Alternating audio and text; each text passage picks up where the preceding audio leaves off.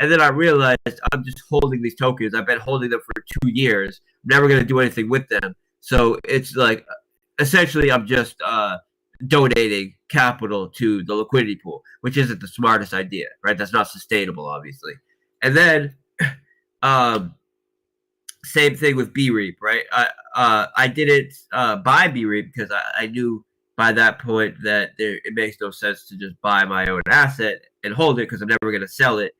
But I allocated myself a small developer fee in the form of the token because that's just the model that everybody was using, right? And everybody's still using for the most part. But after doing that BREAP launch and realizing I'm never going to sell these tokens, and I'm kind of taking the so you get there's a form of credit that you get for taking a smaller dev fee or taking no dev fee, right? And I'm not getting that credit because I assigned myself a small amount of tokens, but I never plan on using those tokens. I never plan on selling those tokens. So it's kind of like taking a bit of a value hit or a reputational hit for no reason, right? Because I never plan on selling those tokens anyways. So from that point on, I just decided I'm never going to allocate myself tokens. I'm never going to allocate myself payment in tokens. And anytime we do have to have some sort of dev fee in the token just to make the protocol work, for example, in DRIP Garden, you need to have some sort of dev fee on it to prevent a scenario where it makes sense to withdraw and redeposit to get the multiplier bonus, because it doesn't make sense to self-refer because the fee associated with depositing is more than you would get through self-referring, right? So having that fee, yeah. Hey, by the way, since you just talked right quick, that reminded me about the garden. I just wanted to ask something that I thought about. But when it comes to the fertilizer bonus, right? Like that, because a lot of people ask, like, well, what's going on with that exactly? If it could be kind of, put into simple terms. Yeah, okay. So I'll do that, but let me just finish what I was saying. So the fee associated with DRIP Garden, for example, pays out, so the dev fee does have tokens associated with it, but 100% of those tokens go to the DRIP vault, right? So anytime we do have to put some sort of fee on it, just to make the system work, in this case, an example of the DRIP Garden is, we put a fee on it to make it so it's not profitable to self-refer because the fee you pay on doing a new deposit withdrawal would be higher than the referral bonus that you would get, right? But instead of just collecting those DRIP tokens, we're sending it to the tax vault so it can be used to pay out rewards. And this is what I mean by never paying myself a reward in our own tokens.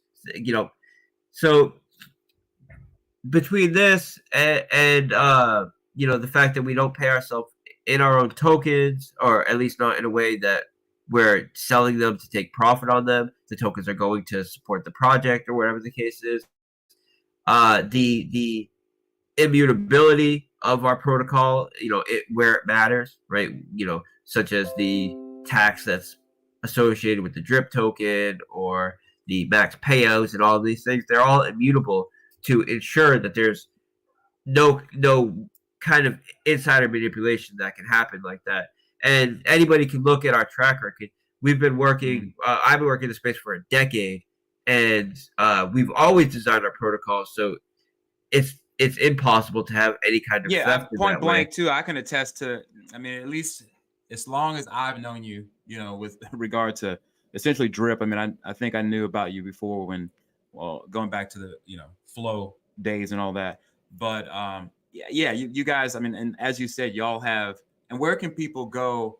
Because don't you have like a Medium thing or something like that you do to kind of show like your track record, or kind of give like a kind of background for people who might be curious about like what some of your accomplishments are, so forth.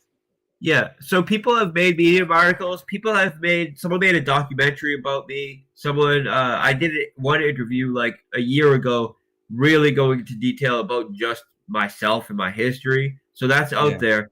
But I would say the best place to go if you just want to know about my history and the things I've done before I launched my first token would be to go to my definitely, Discord. definitely. My Discord's like 7 years old at this point, and I had dozens and dozens of pre-sale raises that I did for large development teams. You can see, I was an advisor for Black Dragons DAO. I was advisor and raised. I was the one that handled the full private raise for Black Dragons DAO. Maha DAO, I handled their raise and was an advisor for them. Trust Swap, I was a technical advisor for Trust Swap. Hey, can Handled somebody a drop portion of their raise. Forex's Discord link in Yeah. either Animal Farm or my Telegram when y'all get a chance? Yeah. So when we Yeah, did man, these that's a big raises, deal. yeah, when we did these raises, anybody that contributed to the raise, they had to put in the channel dedicated to that raise the amount that they contributed, give a transaction hash. This way, every single dollar that was contributed is accounted for and can be checked on chain and verified with the channel associated with that raise. And then people can look on chain to ensure that all of the capital went exactly where it's supposed to go and everything happened exactly how it's supposed to happen. And that's for dozens and dozens of raises that we've done on there, going back years. And then I launched my own tokens. And whenever I launch my own tokens, we always do it in a way that ensures it's literally impossible for any kind of rug pulls or insider stealing or anything like that, right? So we do it through technology, and then you can be confident in this if you don't understand the technology and the contracts by looking at my track record. And then exactly. Yeah. You asked a question. You asked another question. Yeah. Well, I mean, you know what? Don't even worry about that. I was asking something about like the fertilizer bonus thing because, like I said, I want to try to get you out of here. You know what I mean? It's already like I think coming up on 7 or 6 o'clock or 7 o'clock Eastern Standard Time right now. Yeah, I would say just read the white paper with that. It's working as designed. So got you. Yeah, and then the beneficiary function that was brought up about essentially being able to have someone take over your account on the DRIP platform at least. What if you want to touch on that right quick? If that's still okay. So that was another thing that took so we had in the contracts that's already all wired up and we have the ability to do that. What is needed to access it is essentially we need to enable those functions and have a front end to allow people to interact with it. So this is something, especially now that you brought it up, let me take a note of it, because this is something that potentially could be implemented in the new UI. And the reason why we've kind of put it on the sidelines is because it would take a UI update to implement it. And there were a whole list of things that we wanted to implement with the new UI. So we kind of just wanted to hold off and do it all at the same time. But if I'm not mistaken, I remember there was something about it on the previous or the original, faucet UI. And then I think it was, I might be mistaken, but I think that I saw something about it there and then it was gone. Yeah. So we had it on the initial UI for, I don't know, a month or something, but it was disabled in the code. And then since it was disabled in the code, we took it off the front end and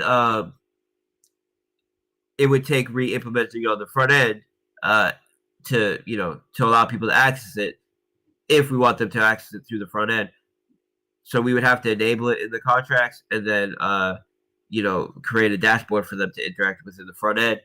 And that is something that I will give a second look to because I do think that is something of value that I was really excited about implementing. And the reason why we didn't implement it from day one is because I wanted to do a bit more, just a bit more testing with it. So that's why we didn't implement it on day one. And then that's why we love you, man. You know what I mean? Crossing your T's and dotting I's and whatnot. Yeah, thank you. But yeah, the code's there. The code's done. It's just disabled because I wanted to do some more testing. And then we took it off the front end because, we if it wasn't enabled. But doing the new UI is an opportunity to add it back to the front end and potentially enable it. So this is just and UI something I need to time add to the estimates table. looking like what again? Next month. I would say a month from now, right? So the UI Okay, is all finished. right. What we need to do is collect the testimonials and just devote time to it. So right now we're spending like basically every minute that I'm not promoting in the chat.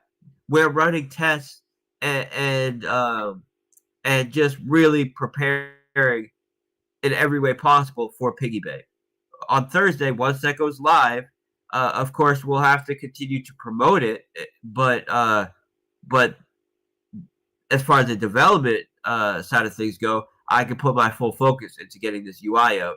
And since it's finished, the vast Yo, no majority of rush, it's man. You finished. you do your thing, man. We trust a mighty leader. You know what I mean? So yeah, man. We are all excited just for just what's coming up this week. So all the good Yeah. time. Okay, last question. Let me get you out of here, bro. The my dude John asked this question about something about building a private cross-chain bridge. And do you want to elaborate on that? Yeah. So I want to build a bridge for bridge for DRIP that allows people to seamlessly buy and stake DRIP from other chains. So this would be a bridge, but I think that there are additional values that we can add to the current bridge protocols to increase privacy and give more utility to them. Now, I don't want to talk too much about this because some things have happened in the past few days that have really changed the space as far as privacy and EVM, like what's gone on Tornado Cash and these things. And I think it's I'm very excited about where that could go and the opportunities that could come up that's associated with privacy. And I wanted to build Oh, that something also leads similar me to to this last thing about I wanted to ask your just kind of personal thoughts about privacy coins. Yeah. And then we'll wrap it up with that. So Go I ahead. wanted So to finish your build. last point. Yeah, so I wanted to build something similar to Tornado Cash and launch it on BSC before Tornado Cash was on BSC. Then I heard that they were working towards launching on BSC and they were only like a couple weeks away. And I was just working on DRIP at the time. So I just decided, let me just do DRIP instead of doing this privacy Tornado Cash thing because Tornado Cash, they're going to handle it.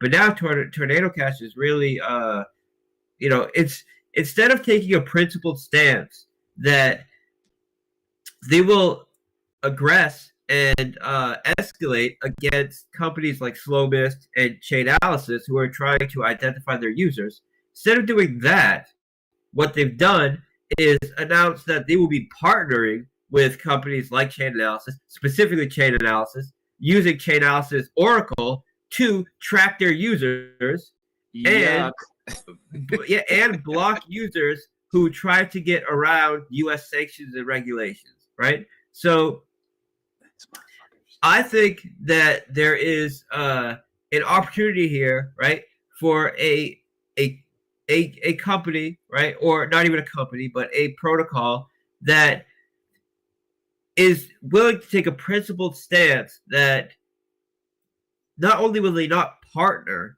with projects like Chainalysis to try to block and track their users, right? They will do everything in their power to escalate and prevent these companies from tracking their users, right?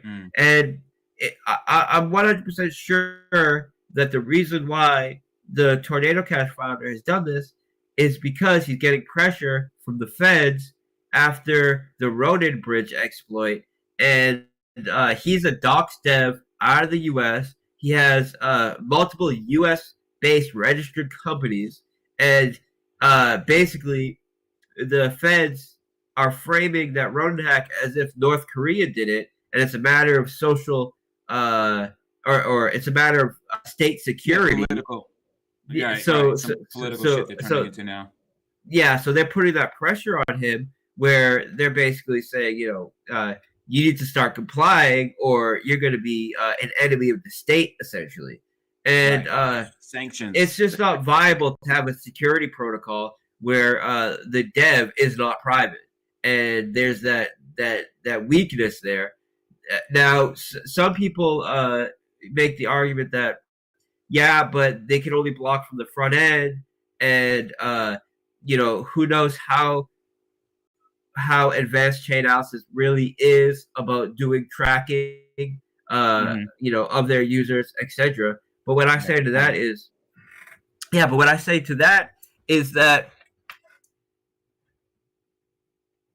Tornado Cash is partnering with chain analysis as part of their compliance utility because essentially making this an admission that chain analysis can track their users. If chain analysis wasn't able to track their users to some extensive degree, it wouldn't make any sense to use their oracle for compliance. So that's essentially an admission that chain analysis can track their users to some degree, which we all know, but to a degree that's clearly high enough to meet compliance with U.S. regulation. And the fact that instead of taking a principled stance and saying that we will do everything in our power to escalate against them and to innovate and try to block this in every way possible, no, they're partnering with them, implementing their oracle to assist them in tracking their users, specifically users that try to get around U.S. regulations. Yeah, what it is. But, So I understand both sides of the argument, but regardless, I believe a privacy protocol needs to take a principled stance. And principalities we're dealing with over here. And it's to run a privacy project as a docs dev in the U.S. with U.S. registered companies. You're just asking to get your hands put in a vice and be led around like a puppet, essentially. Got you. By the feds. Hey, and then privacy coins. Let me just say real quick. Privacy coins. The issue with privacy coins. Yeah, the issue with privacy coins is that they don't have fiat on-ramps. So in order to get into them, you need to use almost always some centralized exchange that's going to require KYC, that's going to give up your ID, and then they're watching who's getting in and out of these privacy coins, and the utility and use cases of these privacy coins are extremely limited, to the point where they can't do anything involving smart contracts. So there needs to be... What about something like if you're running how they have, what pirate chain is, right? Like if you have wrapped pirate chain on Binance Smart Chain, right? And then you have essentially, acquiring, through Binance Smart Chain wrapped, but then sending it over to the native chain. Is that in theory trackable once you're? Yeah. You know what I mean? Like you're. No, it's 100% trackable. It's 100% trackable because any kind of utility or use case, right, that you would have with the pirate chain token, you would have to do from the wrap token, and the wrap token is 100% trackable. So it's it provides no benefit there, right? You're just that's just a way to acquire it. But what would your suggestion be? No, but you wouldn't be acquiring. There's no way to deal with it. You wouldn't be acquiring it. You would be acquiring some ERC20 that has none of the values of pirate chain. Like maybe it would be backed by pirate chain, meaning there'd be pirate chain that is in some. Well, pirate chain doesn't have smart contract capability. So at best, you would have pirate chain sitting in a some sort of centralized wallet that acts as collateral for wrapped tokens. It would be fully trust based, and then any kind of smart contract integration that you would do would have to be through the wrap token, which would be fully traceable. So it opens the door for issues because I hear you. in order to have a wrapped pirate chain, you would need to have some sort of way to price it, some sort of pricing oracle. Pirate chain doesn't have the ability for smart contract integration, so it would be fully reliant on some centralized trust-based model to even get the pricing done correct. And then once the pricing is done correct, who cares, because you're not getting any kind of privacy with the wrap token anyways. So it needs to. So the privacy functionality needs to be in the EVM compatible token itself, and or you need to have some ecosystem of contracts that give privacy to the EVM token itself.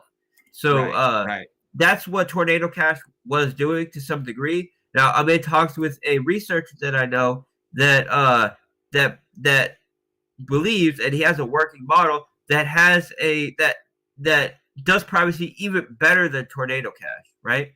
So so I'm in talks right now about doing something really, really cool. But I don't want to talk too much. I got 1,000 more questions for you, but I don't want to hold you up, man. You got about 15 more minutes, so I mean, of course, you know what I mean. I don't know what when exactly you're diving into Crypto Black Sheep. Shout out to Crypto Black Sheep and the whole drip community. I appreciate everybody out here on the stream too, by the way.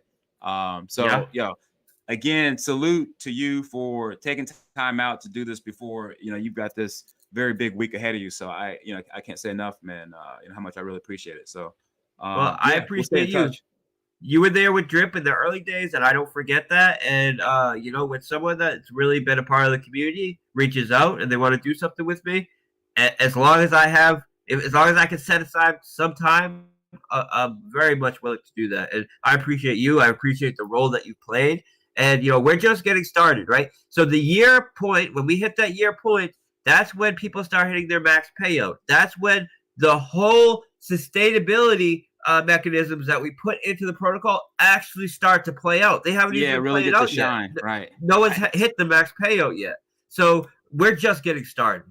And from the mechanic side of things, and from a development aspect, because we have so much more to push as far as development goes as well. So I appreciate you being here from the beginning. We're just getting started, and we'll stay in communication. We'll jump back in and do this again in a few weeks, a few months, whatever it is. All right, you got it, my dude. That's a wrap, y'all. And we'll catch up real soon. And y'all got any questions? Y'all know where to find me. I'm in the Telegram. All right. Thursday's the big day, guys. So stay tuned for Thursday. All right, broski. We'll talk to you soon, man. All right. Thank you. Goodbye. All right, brother. Peace.